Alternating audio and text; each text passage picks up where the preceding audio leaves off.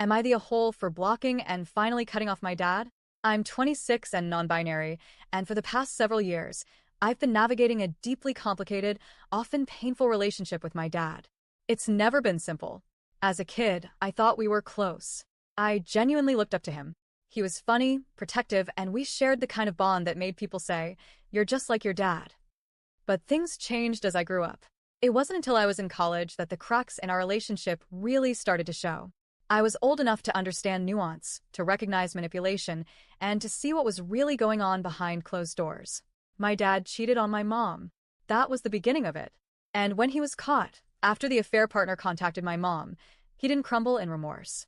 He became someone I barely recognized. His treatment of my mom was horrifying, emotionally abusive, volatile, and filled with threats and gaslighting. It got so bad that they ended up in court. I don't know every single detail, as I wasn't living at home at the time, but I know enough. The abuse escalated into a full-blown legal matter. A judge issued a 1.5-year peace bond for my mom's safety. I was asked if I wanted to be included in the protection order too. At first, I hesitated. Part of me still hoped I could salvage some piece of the father I used to know. But eventually, after enduring years of verbal abuse, especially when I dared to challenge him or refused to blindly take his side, I agreed. And in hindsight, that decision gave me a kind of peace I hadn't felt in years. But here's where things got complicated again. Once the peace bond expired, I started to doubt myself. Maybe I was being too harsh. Maybe people can change. Maybe I owed it to myself, to that younger version of me who once adored him, to try again. So I reached out. At first, it was awkward but civil. We exchanged a few messages. Nothing deep, just small talk, but I allowed myself to feel a tiny flicker of hope. Maybe, just maybe, this time he would listen. Maybe he'd acknowledge what he did, not just to me, but to our whole family. Then, he told me he was coming to my area. I live about 6 hours away from my hometown, and it had been around 3 years since I'd last seen him in person. He invited me to dinner with his girlfriend. Now, she's a whole other issue. I'll spare all the details, but to summarize, she said absolutely disgusting things online about my mom. She dead names and mocks our trans cousin, and she's generally a walking red flag. I told him I wasn't comfortable meeting her and asked if it could just be the two of us. You know, a one-on-one dinner between a parent and child after 3 years of no contact. He agreed. For a moment, I felt heard, but I should have known better. Just a few days later, he bailed. Said he couldn't leave her alone at the Airbnb. Couldn't step away for even an hour.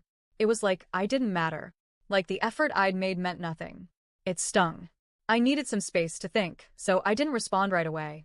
A few days later, he messaged asking if I was mad. I told him yes, and I explained why.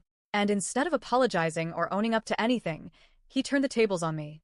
He said it was my fault we didn't meet up because I wasn't comfortable with his girlfriend. As if he had no choice. As if he wasn't the one choosing her over his own child. Then came the next layer of manipulation. He started complaining about my mom. Again. About court costs and how he was punished for things that never happened. It was the same exhausting script I'd heard for years. He's the victim, everyone else is lying, and he's been unfairly treated. It's like he's stuck in a loop where he's always the wounded party and never responsible for any of his actions. I tried shutting it down. I told him I wasn't going to rehash old arguments or get into a blame game. But he wouldn't stop. He couldn't stop. So I blocked him. And that was it. After all the years of back and forth, of hoping he'd grow or change or see me, not just as a child to control, but as a person with feelings and memories, blocking him felt like closing a door. Maybe even locking it. But it still hurts. I don't think people talk enough about how hard it is to walk away from a parent.